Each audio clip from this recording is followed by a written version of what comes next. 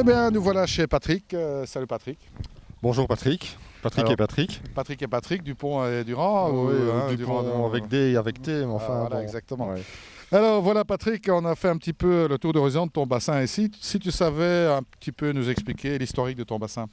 Bon, l'historique d'un bassin, bon, c'est pas un grand bassin, c'est un petit bassin de 7000 litres. Ouais. À peu près 6 mètres sur 2, 1 mètre de profondeur en moyenne. Mhm. Donc c'est un petit bassin mais qui s'intègre relativement vu la taille du jardin qui n'est pas exceptionnellement grande, hein.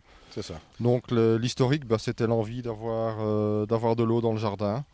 Et puis de fil en aiguille, on a voulu compliquer un petit peu. Puis après l'eau, c'est les poissons. Et puis le projet a mûri longtemps. Et puis voilà, après une petite année de travail, on est arrivé à un résultat qui n'est pas trop mauvais, hein. Maintenant, il est âgé de 4 ans, je pense, 4 ou 5 ans. Ouais. Donc il commence à maturer tout doucement.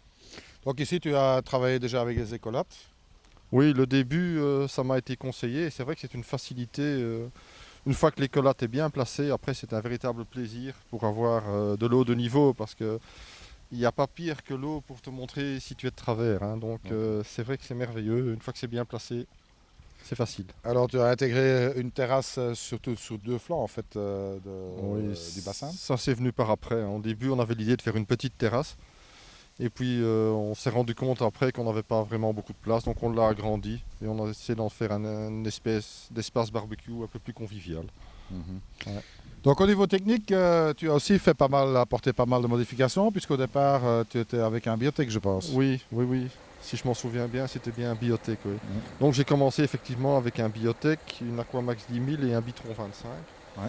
Et de tout ça, j'ai conservé le Bitron qui fonctionne très bien et l'Aquamax qui fait toujours son travail. Mhm. Mais le biotech, lui, bon, il a travaillé 1 an quand les poissons étaient petits. L'année suivante, j'ai dû bricoler un pré-filtre pour limiter le nettoyage. Mhm.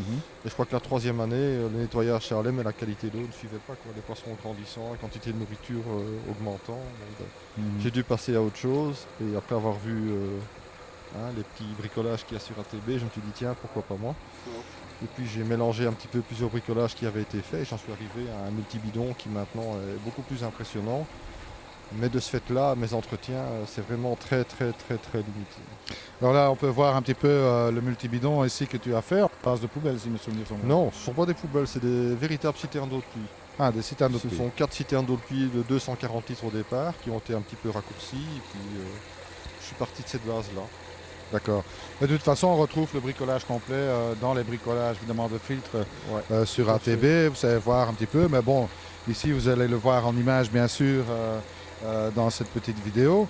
On peut rappeler les différents modules que tu as fait. Donc il y a 4 cuves. Il y a 4 cuves. Donc la première c'est à huile thermique.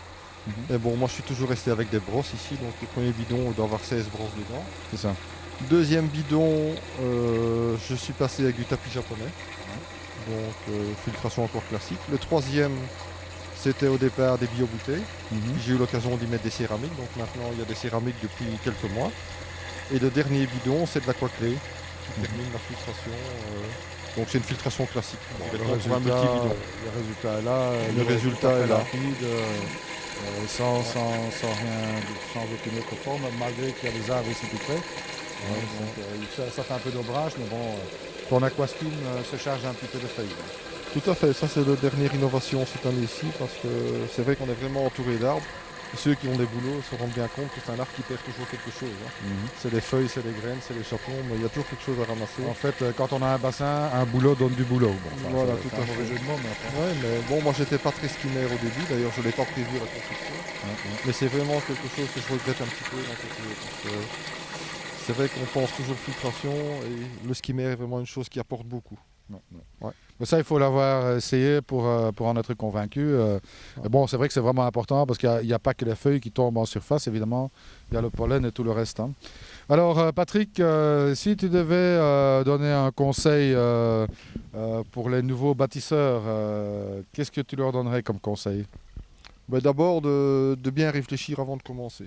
Ça c'est la première chose à faire parce que moi je dis toujours un bassin c'est des animaux, c'est de l'eau, donc il faut bien se dire que c'est quand même un entretien minimum Quand on part en vacances, il faut en tenir compte, donc bien réfléchir avant, qu'on se lance dans quelque chose qui n'est pas purement décoratif aussi. Hein. C'est ça. Donc c'est quand même un hobby qui est hyper intéressant, mais il faut se dire que c'est quand même certaines contraintes aussi, qui peuvent être tout à fait limitées, tout à fait minimalistes, mais bien réfléchir à ce qu'on fait, et alors quand on se lance, suivre un petit peu tout ce qui est écrit sur ATB, et puis il y a de bons débuts, hein. Il y a plusieurs modèles de bassins, il y a 30. Donc bien réfléchir quel type de bassin on veut.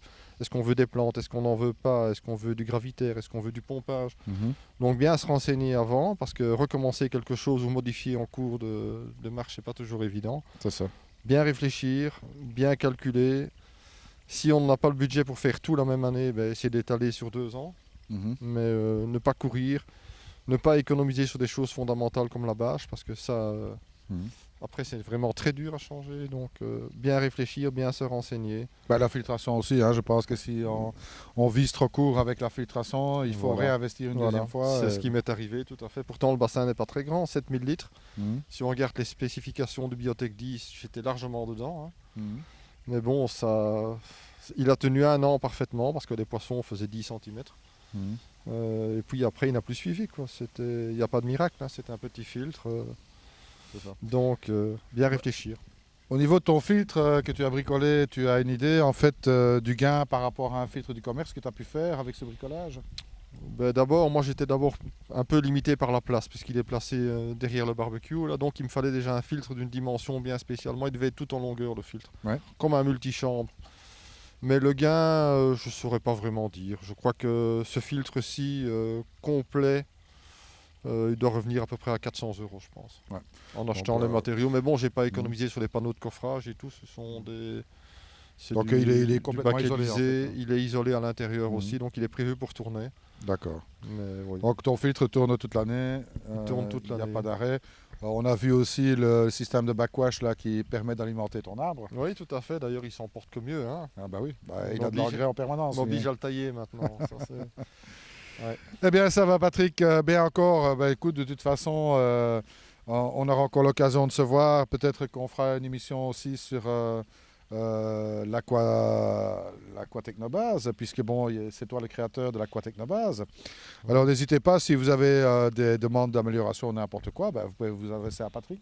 Oui. Mais on est occupé encore à d'autres choses, mais ça reste encore du domaine, je vais dire, du secret. J'espère que ça plaira. Secret, c'est-à-dire qu'on examine plusieurs pistes pour le moment. Voilà, exactement. Alors, en tous les cas, félicitations. Tu as un superbe bassin qui est vraiment bien intégré ici. Bon, il faut quand même dire aussi que le terrain est complètement en pente, mais ici tu démontres bien que ça ne pose pas réellement un problème pour intégrer un bassin dans... je dirais que c'était même un avantage au début, parce que la terre, tu vois, elle n'a pas été très loin. Non. Elle m'a permis de faire le talus, donc pas trop de brouette à transporter. Donc tu as creusé, tu as recréé un talus derrière, qui est le contrefort en fait du bassin, des parois du bassin. Ouais, tout à fait. Eh bien voilà, donc comme quoi qu'il y a moyen de faire quelque chose de très joli avec un volume très restreint, avec un espace très restreint, avec des beaux massifs. C'est un bassin paysager, qui s'intègre parfaitement avec tout ce qui peut se développer autour. L'observation des grenouilles que tu as aussi, tout à fait. les libellules, etc., etc. Donc c'est un monde vraiment merveilleux. Eh bien merci Patrick, et puis à très bientôt. Et comme je dis toujours, surtout, ne soyez pas sages.